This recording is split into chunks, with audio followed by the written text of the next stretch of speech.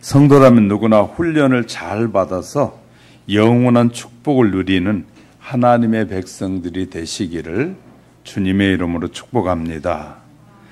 이런 재미난 실제로 있었던 선물의 얘기가 있더라고요. 그래서 소개해 보려고 합니다. 지난 추석 시집에서 차례를 잘 모시고 좋은 며느리로 칭찬을 받으면서 마무리도 잘 했다고 합니다. 어찌 기분이 좋은 일만 있었겠습니까? 그러나 종가의 종부로 참으면서 평소와 같이 남은 음식을 어머니가 싸주는 대로 거부하지 않고 받았습니다. 작은 며느리는 안 가져가겠다고 소신껏 얘기하니 주지 않고 수고했다고 큰 며느리에게 검은 봉투에 바리바리 쌓아주었습니다. 큰 며느리는 조용히 인사하고 떠났습니다. 하만 휴게소에서 잠시 내려 시어머니께서 싸주신 음식들을 쓰레기통에 모두 버려버렸습니다. 집에 막 도착하니 시어머니에게서 이때쯤 도착했을 것이라고 생각하고 전화를 해서 받았습니다. 얘야 수고 많았다. 작은 며느리 눈치에 챌까봐 검은 봉투에 300만 원을 넣어두었다. 너희 먹고 싶은 거 사 먹고 옷도 사서 입도록 해라. 손자들도 좋은 것씩 하나 사줘라. 애미가 난리를 품삯을 받은 돈인데 10,000원짜리도 있고 50,000원짜리도 있고 1,000원짜리도 있고 5,000원짜리도 있다. 다음에 또 벌면 줄게. 하늘이 노래지면서 허겁지겁 하만 휴게소로 달려갔지만 어찌 찾을 수 있겠습니까? 이 며느리는 며칠간 식음을 전폐하고 생병이 나고 말았습니다. 누구에게도 말 못하고 뭐 한 가지 사면 어머니한테 받은 그 돈이라고 평생을 가슴을 안고 살아간다고 합니다. 이 며느리는 300만 원을 잃었지만 3,000만 원어치의 이 뉘우침과 부모님의 사랑에 대한 의미를 깨달았다라고 쓰고 있었습니다. 전국적으로 이런 일이 하도 많아 쓰레기를 그냥 채워버리지 않고 지금은 내용물을 다 확인하고 쓰레기장에서도 버린다고 합니다. 우리는 하나님으로부터 매일 하루라는 선물을 받고 살아가고 있습니다. 그런데 하나님께서 선물을 주실 때 늘 고통이라는 보자기에 싸서 주신다는 말이 있습니다. 그러나 사람들 대부분은 보자기를 풀다가 그만둔다고 합니다. 조금만 참고 견디면, 조금만 겸손했다면 보자기 속의 선물을 만날 수 있는데 그렇지 못한 것입니다. 이야기 속의 큰 며느리처럼 우리도 하나님이 주시는 많은 선물을 보지도 않고 그냥 쓰레기통에 넣지 않는지 한번 돌아보는 하나님의 은혜가 있기를 주님의 이름으로 축복합니다. 본문은 출애굽이라는 이 하나님의 자비로운 구원의 은혜를 받았던 자손들이 40년의 광야 생활에 들어와 보면서 불신앙의 삶이었음을 우리는 잘 알게 됩니다. 그들이 살았던 광야 역사는 하나님을 향한 원망과 이 불평, 시험으로 점철된 역사라고 해도 과연 틀리지 않는 것 같습니다. 이스라엘 백성들은 물로 인하여 두 번이나 출애굽기 15장 23절에 보면 마라에 이르렀더니 그곳에 물이 써서 마시지 못하겠으므로 그 이름을 마라라 하였더라. 출애굽기 17장 7절에 보니까 그가 그곳 이름을 마사 또는 무리바라 불렀으니 이는 이스라엘 자손이 다투었으며 또는 그들이 여호와를 시험하여 이르기를 여호와께서 우리 중에 계신가 안 계신가 하였음이라 라고 쓰고 있어요. 하나님을 원망하면서 시험하였다는 말입니다. 기적과 이적을 그렇게 많이 보여주셨지만 그들은 계속해서 이 약속을 믿기보다는 이어지는 기적만을 늘 바라보고 있었다 그 말이에요. 모세를 통해서 기적은 하나님께서 역사해 주신 것이라고 부지런히 가르쳐 줬지만 그리고 외쳤지만 아무도 믿으려고 하지 않았다는 사실을 우린 발견할 수 있게 됩니다. 그렇게 하나님 우리에게 처음에 기적도 보여주고 하면서 그렇게 많이 해줬음에도 불구하고 이 어른이 됐어도 아기 때는 기적을 많이 보여줬으면 어른이 되면 좀 믿어야 되는데 왜 그리 권사님들이 아직도 기적의 역사가 있는 곳에는 막 아직도 많이 쫓아가는지 이해가 안 돼요. 믿음이 어릴 때는 이해가 되겠는데 이제 권사님 되고 안수 집사가 되고 집사들이 됐으면 그래도 최하 10년 이상이 되니까 그렇게 직분을 받았는데도 무슨 기적의 역사 있다 그러면 그냥 자기 교회도 안 가고 그 교회 가가지고 그곳에서 막 이 낮잠을 자면서 그곳에 이 집회에 참여해가지고 막 기적을 경험하고자 수단과 방법을 가리지 않는다는 거예요. 참 어처구니 없는 신자들이 너무 많은 것이죠. 직분은 받았으나 아직 이 믿음이 제대로 된 믿음을 갖지 못한 사람들이 너무 많다는 것입니다. 오늘은 죽음을 목전에 둔 모세가 축복의 땅 가나안을 바라보면서 혼신에 있는 힘을 다하여 마지막도 설교를 하고 있는 것이 신명기거든요. 마사의 시험이 무엇인지를 의미하는가를 오늘 살펴보면서 은혜를 나눈 시간에 하나님의 크신 은혜가 저와 여러분 속에 함께하기를 주님의 이름으로 축복합니다. 하나님을 마사에서처럼 시험하지 말라는 것입니다. 오늘 본문 16 보세요. 너희가 마사에서 시험한 것 같이 너희 하나님 여호와를 시험하지 말고 느비늪에서 진을 친 이스라엘 백성 중에 지도자 모세를 대항하여 이 무리가 중심이 되어 모세를 향하여 원망하고 불평하기 시작했어요. 이들은 모세를 향해서 우리에게 물을 주어 마시게 하라. 당신이 어찌하여 우리를 애굽에서 인도해 내서 우리와 우리 자녀와 우리 가축이 목말라 죽게 하느냐 하면서 대항했다고 말해요.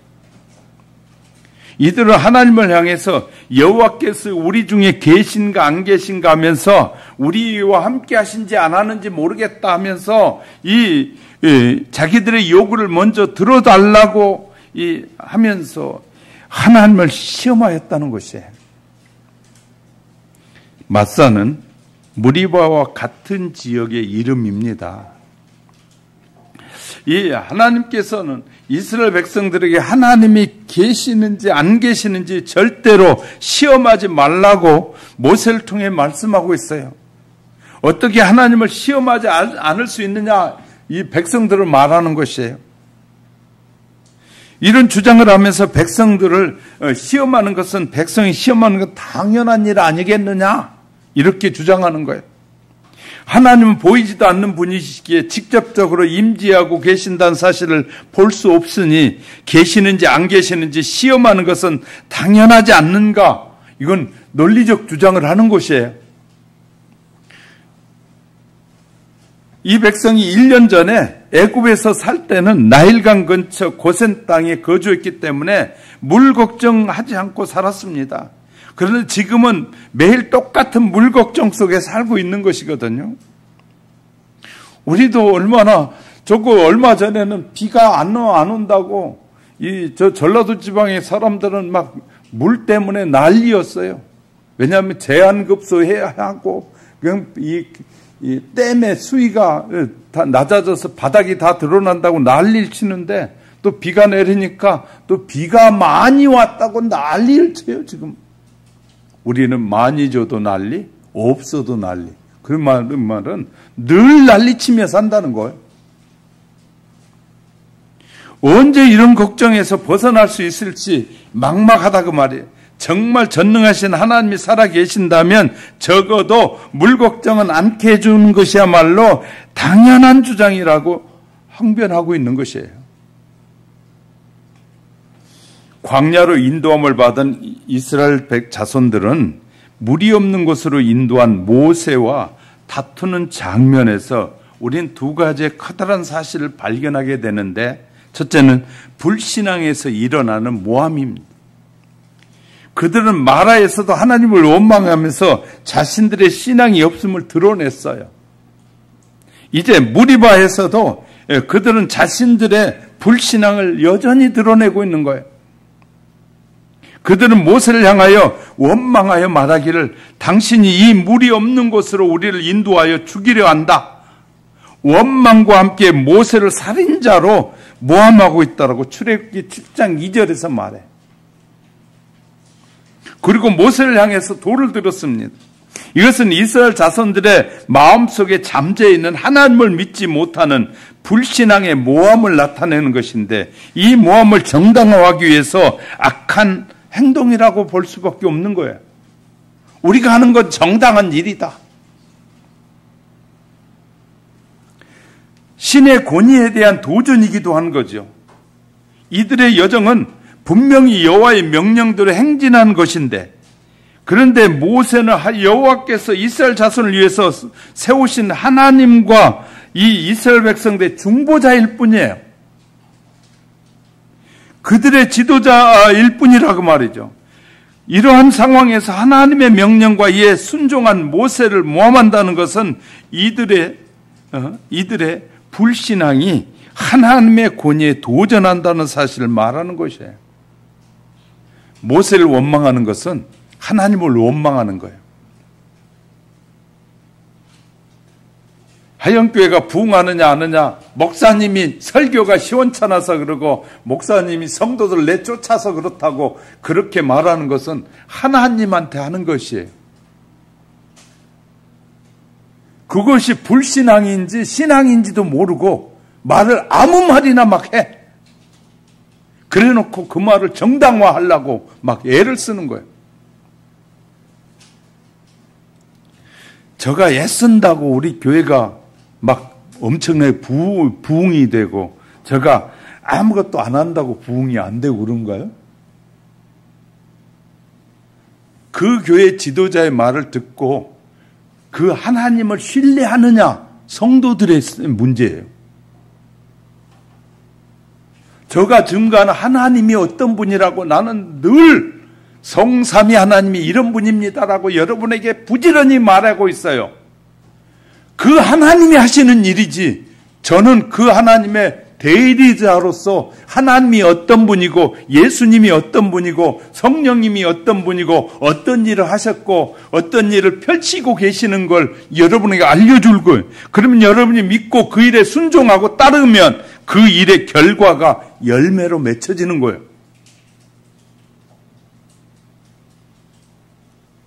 그런데 엄청나게 많은 목사님들하고 만나 이 얘기 들어보면 목사님이 능력이 없어서 그렇다 그러고 목사님의 설교가 시원찮아서 그렇다 그러고 다 목사에게 막 화살을 돌린다는 거예요. 그럼 그 성도들은 열심히 전도하고 하나님의 말씀에 순종하느냐? 그렇지 않더라는 거예요. 그러니까 얼마나 아이러니하는 일들이 우리의 삶 속에 일어나고 있는지 몰라요.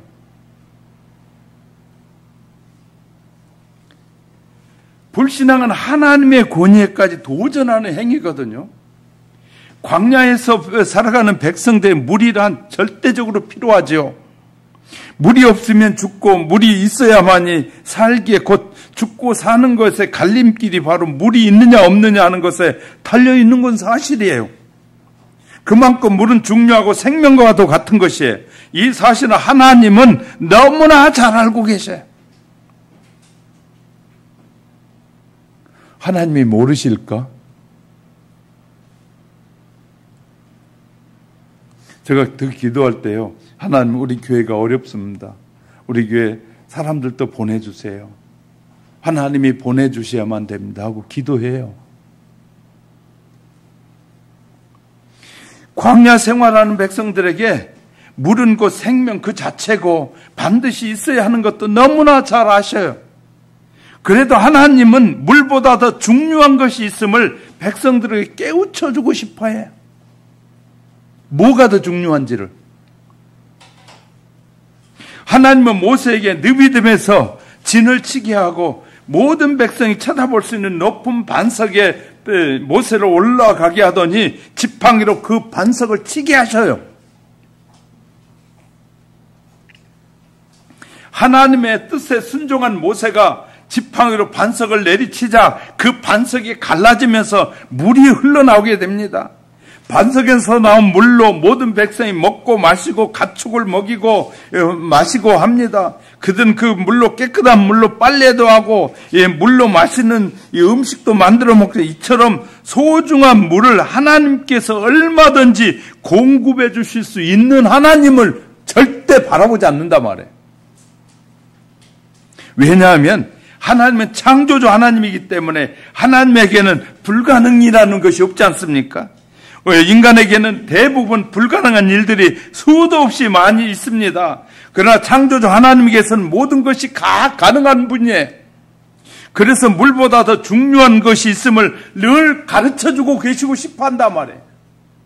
그렇다면 물보다 더 중요한 것이 무엇일까요? 그것은 바로 하나님을 하나님으로 인정하는 것이에요. 하나님의 능력을 믿는 것이에요. 하나님의 임재하심을 내가 느낀다고 고백하는 것이에요. 마사의 시험은 시련 앞에서 이스라엘 자손이 가진 신앙을 보기 위해서 하나님께서 주신 시험이라고 할 수 있어요. 그러나 그들은 모두 다 불신앙의 모습만 보여주고 말았어요. 지금도 우리에게는 마사의 시험과 같은 시험이 종종 다가옵니다. 여기서 우린 참된 신앙의 모습을 보여주는 성도들을 봐야 돼요. 사건마다 일어나면 꼭 크리스찬들도 같이 끼어서 그 사건에서 나타나요. 그런데 크리스찬 중에서 세상 사람들과 하나님의 자녀인데도 세상 사람들 똑같이 이 사건이 일어나면 세상 사람들의 편에 같이 들어가가지고 똑같이 그 모습으로 살더라고요. 하나님의 자녀는 달라야 된다고 수도 없이 말하는데 세상 사람들과 같게 사는 것이 하나님의 자녀가 아니라고 말하는데 똑같이 살아요. 정말 어이없는 일들이 너무 많아요. 직분이 있는 사람들도. 참 어처구니 없다고요. 사람뿐만 아니라 모든 생명체가 살아가는 데 위해서는 반드시 요구되는 것이 많이 있습니다. 그러면 물만 있는 것이 아니에요. 동물이나 사람이나 육지가 있어야 되고 하늘이 필요하고요. 공기와 흙이 다 있어야 사는 거예요. 또한 물이 있어야 하죠. 물이 없으면 생명체가 아무리 발부둥치고 살아갈 수가 없어요. 그래서 인간사는 물과 전쟁이라고 할 수 있어요. 물을 얻으면 승리하게 되고 물을 얻지 못하면 패배당하거나 멸망당하기도 하지 않아요? 하나님께서 천지 만물을 만드시고 생명체를 만들어 주셨어요. 그 생명체가 살아갈 때 꼭 필요한 것의 대가를 요구하지 않고 필요한 것은 그냥 은혜로 주셨다. 그 중에서도 공기와 물과 흙은 공짜로 주신 것은 하나님의 은혜예요. 인간이 욕심이 많은 인간들이 선을 그어놓고 이 땅은 내 땅이다, 이 물은 내 물이다 하고 하는 것이지, 하나님은 우리에게 다 공짜로 주셔요. 정말 필요한 것은. 그래서 공기를 차지하기 위해서 싸우고, 물을 차지하기 위해서 싸우고, 땅을 차지하기 위해서 싸우는 것들을 생각해 보면 하나님의 명령을 순종하지 않고 불순종한 인간에 대한 하나님의 징계와 심판이기도 하는 것을 보게 돼요. 근본적으로 인간뿐만 아니라 모든 생명체에게 똑같이 공정하게 공급해 주신 공기, 물, 흙은 하나님의 은혜와 축복이라고 말할 수 있어요. 그런데 그것을 축복이라고 말하는 크리스찬들은 별로 없는 것 같아. 우리에게 정말 필요한 것은 하나님이 공짜로 주신데,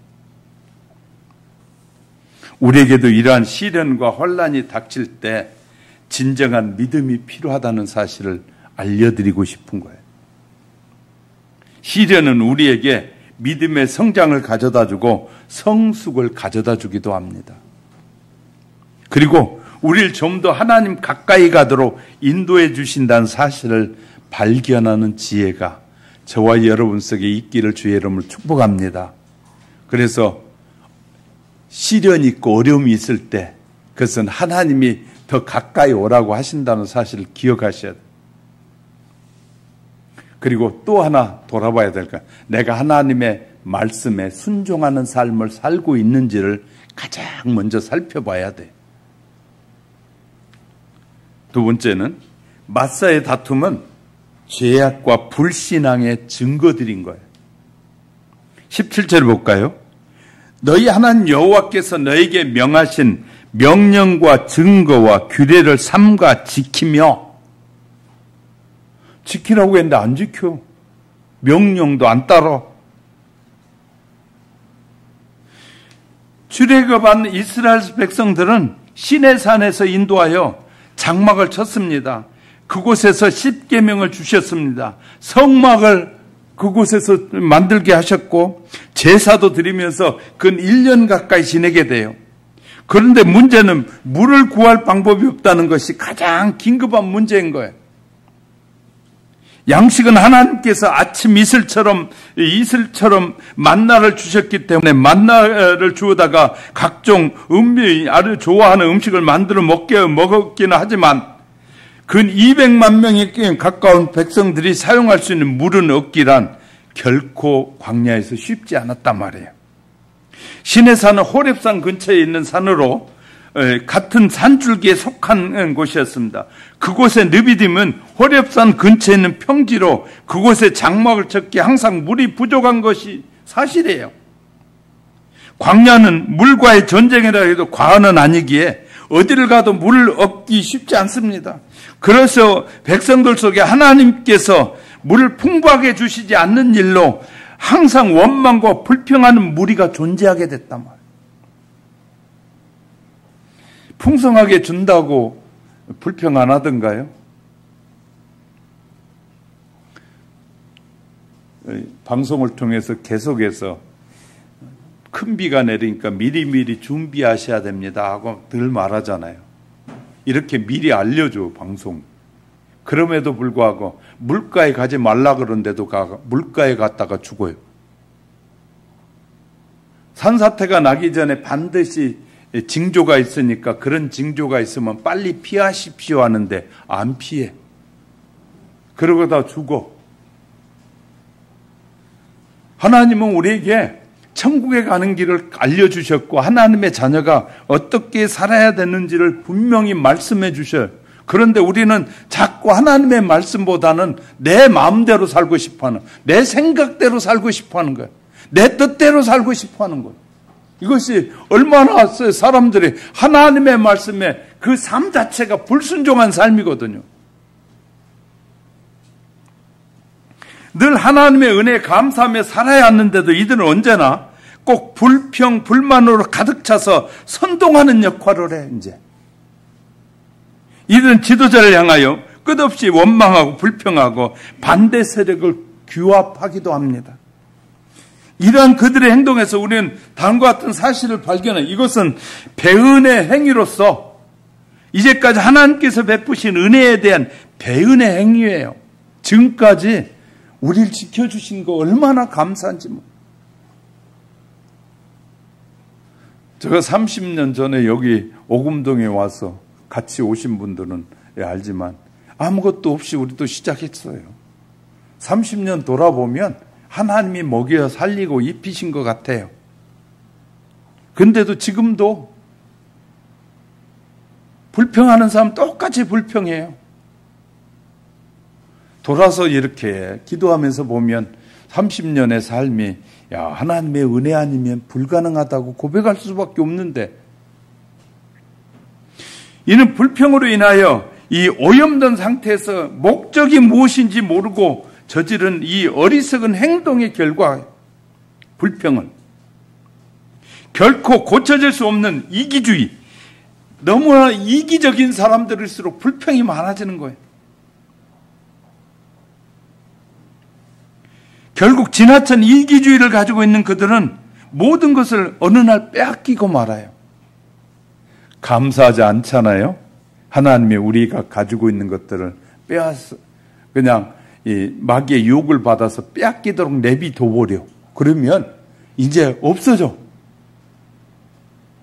그런 모든 것들 중에 하나가 우리의 삶에 필요한 것들도 있지만 우리에게 건강도 마찬가지입니다. 우리가 하나님의 말씀에 불순종하는 것 때문에 이 건강을 해칠 때가 너무나 많아요. 하나님께 대한 그 약속을 지키지 않고 하나님의 백성임에도 불구하고 하나님의 뜻대로 살지 않으면서 내 뜻대로 안 해주면 하나님은 하나님이 아니라고 말하는 그런 어리석음을 드러내는 것은 배은망덕한 일이거든요. 하나님을 향해서 하나님께서 이것도 저것도 해주면 하나님을 잘 믿겠습니다 라고 하면 이거 해주면 믿고 이것 안 해주면 이것저것 안 해주면 하나님이 어디 계시냐, 정말로 하나님이 계신다면 어떻게 이런 일이 일어날 수 있겠느냐 하면서 하나님을 불신하고 원망하는 사람이 되는 거예요. 그래서 하나님은 하나님의 자녀들인 우리가 하나님 앞에 올바른 믿음으로 살아갈 수 있도록 자꾸 때로는 소원을 들어주시기도 해요. 그 소원을 들어주실 때 간절한 기도하면서 예물을 드리면 기뻐하고 받으셔요. 하나님을 시험하지 말고 하나님을 하나님으로 자체 그대로 믿을 수 있어야 하는데 어떤 조건을 앞세워서 그 조건 때문에 하나님을 믿는 것처럼 행세하지 말아야 된다. 이제 좀 더 깊은 신앙의 단계에 조금 더 들어가면 하나님이 나의 같은 죄인을 불러준 것만 해도 얼마나 감사한지 몰라요. 그렇지 않으면 나는 짧은 인생 끝나면 영원히 형벌을 받아야 되는데 형벌을 받지 않고 영원한 하나님의 축복된 삶을 살아간다는 이 계산만 할 줄 아는 사람도 이 계산만 머리가 돌아가서 빨리 계산이 빠른 사람은 저는 제가 계산해 봤어요. 저의 길어야 80년 삶과 하나님께서 앞으로 누릴 그 축복과 비교해 볼 때 80년은 아무것도 아니에요. 그래서 저는 시간 계산해 보고도 나를 부르신 자체가 하나님의 자녀로 부르신 자체가 나는 축복이라고 여겨지더라고요. 그게 믿어져요, 나는. 그래서 난 사람들에게 눈치 안 봐. 사람들 눈치 안 봐요.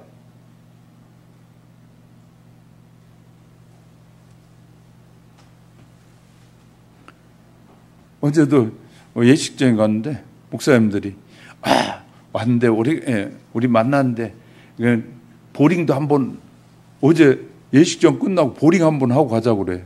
그래서 제가 웃으면서 그랬어요. 절대로 안 됩니다. 네, 그랬어요. 왜?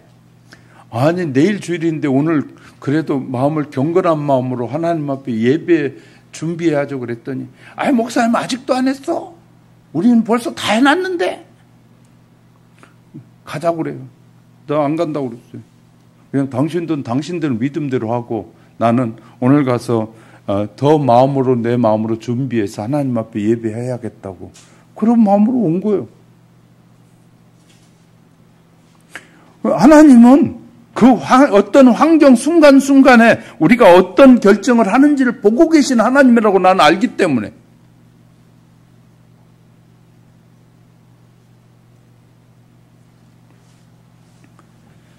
우린 정말 중요한 믿음이 정말 나는 믿음을 갖고 있는지를 살펴봐야 되거든요.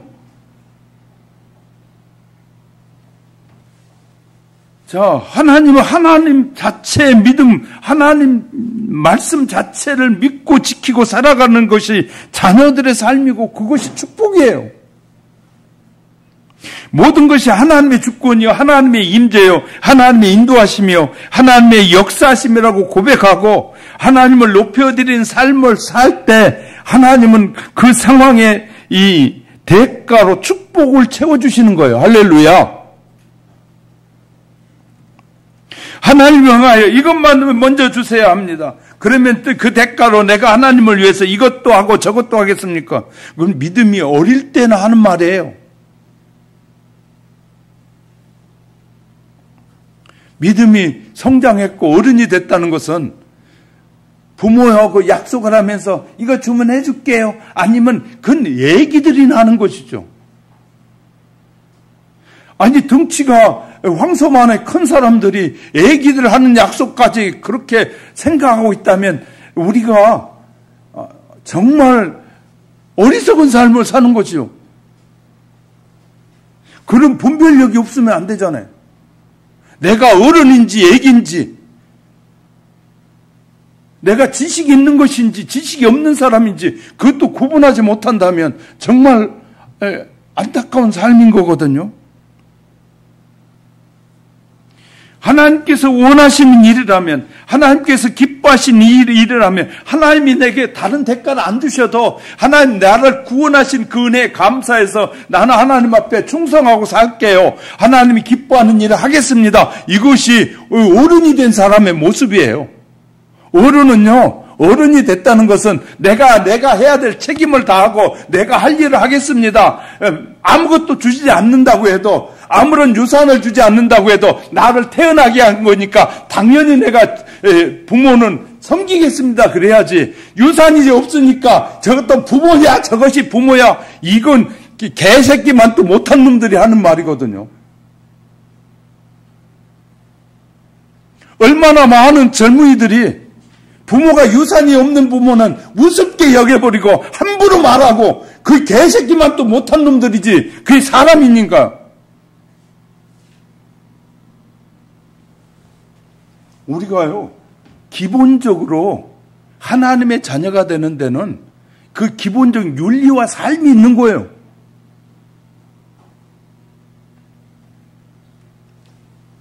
저는 이런 얘기 해요. 나가면 우리 교회에서만 하는 게 아니라 그게 인간이냐고 그래요. 저도 철이 없을 때 어릴 때는 부잣집에 태어났으면 훨씬 좋겠다고 너무 배가 고프니까 내가 영어를 하고 싶은 영어가 잘 안 될 때 미국에서 태어났더라면 영어 걱정 안 하고 살 텐데 영어 때문에 영어 공부하려고 정말 시간 내가 많이 투자했거든요. 주간에 공부할 때는 끝나고 나면 2시쯤 되면 그때부터 선배들한테 영어를 배우려고 영어 공부하려고 애를 쓰고 그럴 때 그런 생각이 들더라고요. 미국에서 태어났다면 언어 걱정 안 해도 되는데 이럴 시간에 다른 거 하면 되는데 그런 생각이 들 정도였어요. 하나님께서 세우신 지도자를 원망으로 인해서 불신앙의 오만의 죄를 짓는 것이에요. 그들의 행동은 목마른 사람들이 목을 축이기 위해서 모세를 통해서 물이 나올 것을 믿고 갈급하게 요구하는 그런 행동으로 보이나 실제에 있어서는 모세에게 물을 얻을 수 있는가 하는, 아니면 얻을 수 없다면 그를 심판해야 된다는 오만한 행동인 거거든요. 자신들은 기도하지 않으면서 남이 기도해줘 안 해줘서 내가 어렵다고 말하는 거 정말 어이없는 것이거든요. 당연히 하나님의 자녀는 하나님 앞에 기도하라고 지도자를 통해서 늘 가르쳐 주잖아요. 근데 나는 기도하지 않으면서 하나님이 내게 응답해 주지 않는다고 불평을 지도자에게 하고 다른 사람에게 하는 것은요 매우 어리석은 일이거든요. 그런데 얼마나 많은 사람들이 그런 불평을 하고 사는지 몰라요. 그래도 우리 여기는 보통 20년 이상 된 성도들이니까 제가 이런 말해도 금방 알아듣지, 믿음이 전혀 없는 아이들은, 이 아이 같은 사람들은 알아듣지도 못하는 거예요. 제가 아무리 기도해도 여러분이 기도하지 않으면 하나님 응답을 경험하지 못하게 되는 거예요. 응답해줘도 이것이 기도의 응답인지도 모르니까. 당연히 다른 사람이 기도해줘도 내가 기도해야만이 하나님이 응답하시는 거예요. 왜냐하면 그래야 그것이 하나님의 응답이라고 믿어지니까. 할렐루야. 하나님이 기도에 응답을 하실 때는 자기의 기도가 응답됐다는 걸 믿게 하려니까 수많은 사람들이 기도해도 자기가 기도하지 않으면 응답되지 않을 때가 많단 말이에요. 이해가 되셨어요? 저가 기도해줘가지고 여러분 잘 돼 봐요. 아, 목사님이 기도해줘 잘 됐구나 그러잖아요. 근데 내가 기도해서 잘 돼야 내 믿음이 되는 거잖아요. 이해가 되셨어요? 하나님, 내가 이런 문제가 있습니다. 이런 직장의 문제, 이런 사업의 문제 있습니다. 하나님 이 문제 해결해 주세요 하고 기도했더니 하나님이 그 응답해 줘서 해결이 됐어요. 그러면 내가 기도하니까 하나님이 들어주신다. 하나님이 나와 함께 하시는구나를 경험하게 해야 되는데 다른 사람이 기도하는 것마다 응답해 줘버리면 나는 기도 안 해도 되고 나는 책임을 내가 지는 거 아니에요. 이제 누구에게? 다른 사람에게 책임을 지는 거예요. 지워버리는 거예요. 하나님은 반드시 우리의 기도를 들으시고 응답하시길 기뻐하셔요. 할렐루야.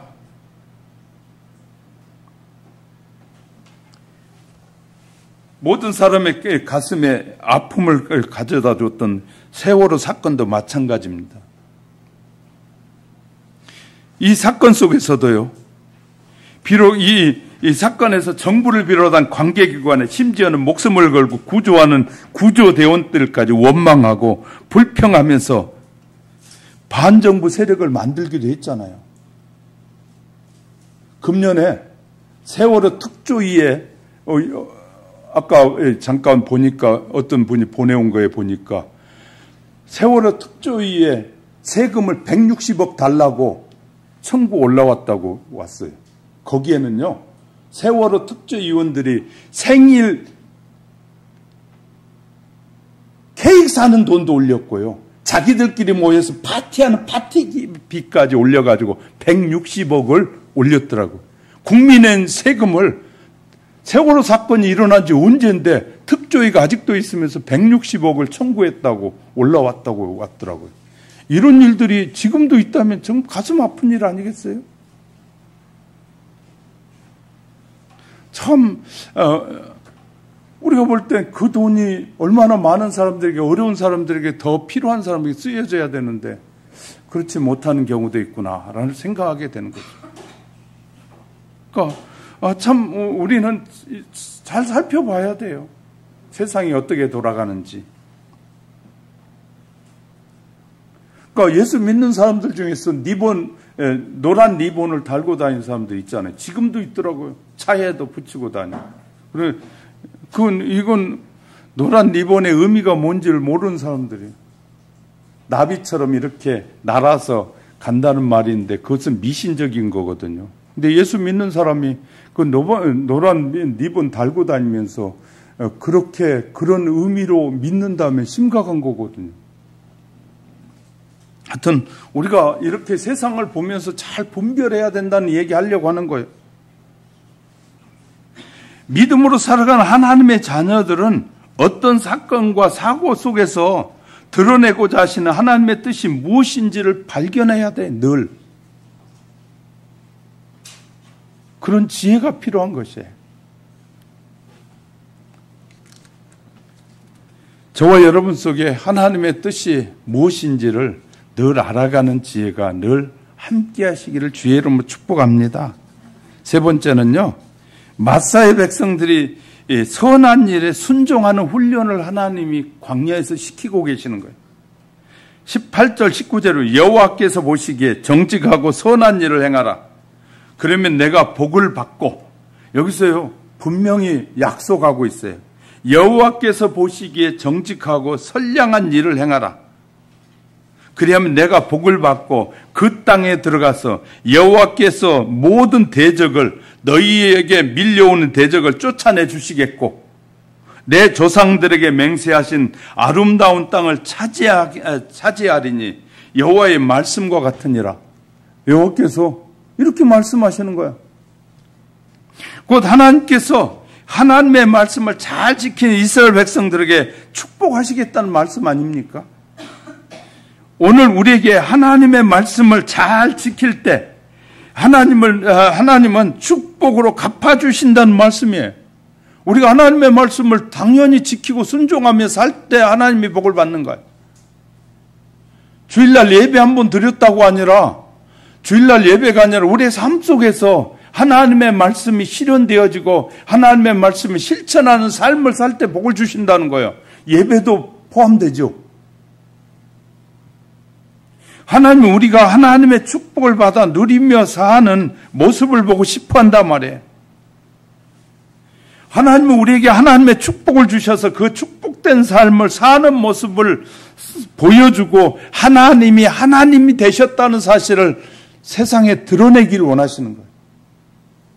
그래서 이런 것은 하나님이 우리에게 주신 축복입니다. 내가 이렇게 살 수 있는 건 축복입니다. 이렇게 말하기를 원하신다는 거예요.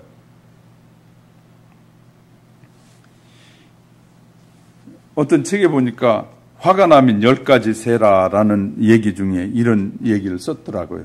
어떤 스승에게 골칫덩이 제자 한 명이 있었다고. 다른 제자들에 비해서 현명하고 이해력이 높아 스승의 가르침을 금세 습득하는 뛰어난 제자였지만 한 가지 커다란 문제점이 있었다고 합니다. 그는 쉽게 흥분하고 스스로 자제하지 못해서 다른 사람과 주먹 다툼이 끊이지 않는 그런 제자였다고. 고민하던 스승은 어느 날 그 제자를 불러서 나무 상자 하나를 제자에게 주면서 부탁하기를, 상자 안에 든 물건은 오래전부터 우리 가문에 대대로 내려온 도자기다. 너는 누구보다도 믿고 아끼는 수제자이니 한 달간만 그 도자기 상자를 맡기려고 한다. 한 달 동안 그 도자기 상자를 절대로 몸에서 떼놓지 말았으면 좋겠다라고 부탁하면서 맡겼어요. 존경하는 스승의 보물을 보관하게 된 제자는 한 달 동안 이 도자기를 가지고 있다 돌려주었습니다. 스승은 제자에게 묻기를, 최근 한 달 동안 시비가 붙어도 한 번도 싸우지 않고 참았던 것은 그 연유가 무엇이냐라고 물었더니 제자가 대답하기를, 혹시 싸움이 벌어지면 품속에 보관하고 있던 스승님의 보물이 깨질까 두려워서 도저히 화를 낼 수가 없었다라고 말하더랍니다. 스승은 제자에게 차분 인자를 종이에 크게 써주면서 말하기를, 칼날 인자 밑에 마음 심자가 놓여 있다. 너의 마음속에도 이 도자기를 보관한 상자보다 훨씬 무겁고 날카로운 칼날이 있다. 이러고도 내가 깨닫지 못한다면 그 칼날이 너를 심히 찌를 날이 금방 다가올 것이다. 내가 그걸 생각하면 심히 두렵구나. 스승의 깊은 사랑과 진리를 깨달은 제자는 차분히 써진 종이를 항상 몸에 지니고 이후로는 경거망동하는 일을 하지 않았다는 것이에요. 참으리니 칼날을 참지 못하는 자는 가장 먼저 찌른다는 거예요. 하지만 그 칼날을 잘 사용하면 온갖 미움과 증오 그리고 분노까지도 잘라낼 수 있다는 것이에요. 그 칼로. 인내심은 힘보다 더 큰 힘을 이루는 엄청난 도구가 된다는 거예요. 그래서 시편 기자는 시편 78편 18절 19절 보니까 너희가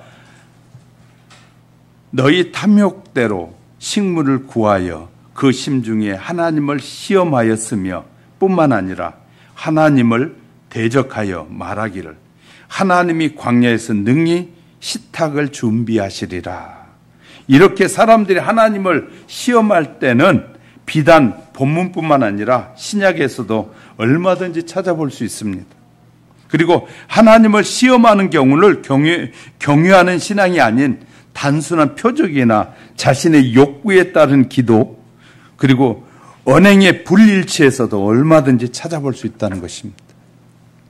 우리가 예수님을 믿고 살면서 적어도 물질적인 걱정은 하지 않고 살아야 하지 않겠느냐, 남들처럼 풍족하게 살겠다는 것도 아니고 적어도 물질 때문에 매일 근심 걱정해야 하고 울어야 하고 온 가족이 뜬 눈으로 보내야 하는 그런 것은 하지 말아야 하지 않겠느냐. 그런데 과거 예수님을 믿지 않는 때나 지금 예수를 믿는 때나 똑같이 물질 때문에 큰 근심거리, 잠 못 이루는 밤이 허다합니다.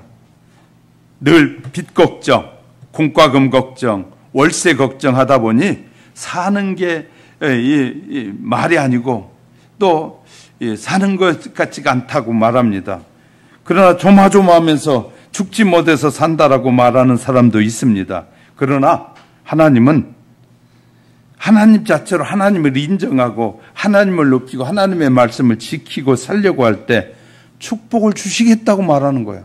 그러면 우리가 그렇게 그런 삶이 된다면 우린 깨달아 봐야 된다는 거예요. 뭘 깨달아? 내가 하나님의 말씀대로 살고 있는지, 하나님이 왜 나를 축복하시지 않는 이유가 어디에 있는지. 분명히 하나님은 우리에게 복을 주신다고 약속했는데 그 복을 받지 못하고 있다면, 내가 하나님의 뜻대로 살지 못할 때 복을 못 받는 것이 무엇인지를 찾아 해결하면 하나님의 복은 자동적으로 이루어진다는 거예요. 모세를 통해서 하나님이 약속하신 거예요. 누구에게? 하나님의 백성들에게. 사랑하는 성도 여러분, 우리는 어떤 일이 있더라도 불평불만하기보다는 하나님의 뜻이 어디 있을까? 하나님이 사건 사고를 통해서 하나님의 뭘 말씀하시고 있는지를 바라보는 시야를 갖기 시작하면 하나님이 하시는 일을 보게 될 것입니다. 그리고 말할 것입니다.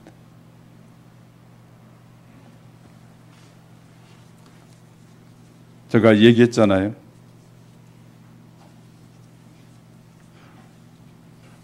아까 내가 세월호 사건을 잠깐 얘기했는데, 우리 정치 구간에 세월호의 아들을 잃은 목사님이 계셔요. 내가 5년 동안 탈탈 털어서 나온 게 뭐가 있냐고 그랬더니 하나도 없대. 그 전에 일 그대로 하나도 없대. 그럼 5년 동안 뭘 했냐고 물어보니까 찾아봐도 없어서 아무것도 찾지 못했다고 그래. 그런데 그는 아들이 죽은 그 돈 받아가지고 고급 옷 사입고 떵떵거리면서 와가지고 자랑식으로 말을 해요. 그럴 때 제가 가슴속으로 울었어요. 정말 내 마음속에 하나님이 계실까? 왜 그렇고 사니? 나 그랬어요. 하나님의 뜻이 더 소중한 것이거든요. 죽고 사는 문제는 우리가 하나님 앞에 맡기는 것이에요. 왜냐하면 금방 하나님 앞에 모두 다 가야 되니까. 이 세상에 영원토록 사는 사람 아무도 없어요. 일찍 가느냐 늦게 가느냐 시간차일 뿐이고 모두 다 하나님 앞에 가게 될 텐데, 그런데 하나님은 우리의 삶을 지켜보고 계신다는 거예요. 하나님의 뜻대로 살려고 몸부림치느냐, 하나님의 뜻을 이루고자 애쓰느냐 아니냐를 늘 지켜보시는 하나님이 계시다는 거예요. 그러므로 우리는 정말 늘 고민해 봐야 돼요. 저도 역시 마찬가지 고민해요. 우리의 고민이 하나님의 뜻 안에서 늘 올바른 고민이 돼야 되고 하나님을 기쁘시게 하는 고민이 돼야 돼. 그냥 예수 믿는 거, 대충 믿는 거, 적당히 믿는 거, 그렇게 살면 안 돼요. 정말 하나님의 뜻이 무엇일까? 정말 고민스러워요. 가슴 아픈 일은 가슴 아픈 일이고 그것은 잠시 잠깐의 일이고, 우리는 정말 어떤 환경 속에서든지